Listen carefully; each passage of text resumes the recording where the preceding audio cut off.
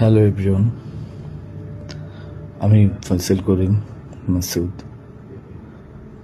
আপনারা যে হাদি হত্যাকাণ্ডের সাথে আমার জড়িত থাকার কথা জানেন। আসলে প্রকৃতপক্ষে আমি হাদি হত্যার এই ঘটনার সাথে কোনোভাবেই জড়িত না। এটা একটা মিথ্যা বানোয়াট, একটা চক্রান্ত, যার কারণে আমি দেশ ছেড়ে চলে আসতে বাধ্য হয়েছি। আমি দেশ ছেড়ে চলে এসেছি এখন দুবাইতে আছি।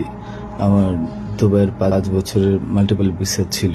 যেভাবে হোক অনেক কষ্ট করে দুবাই চলে এসেছি। আর আপনারা এই হাদি হত্যাকাণ্ডের জন্য মিথ্যাভাবে আমার ফ্যামিলির সবাইকে জড়াইছেন।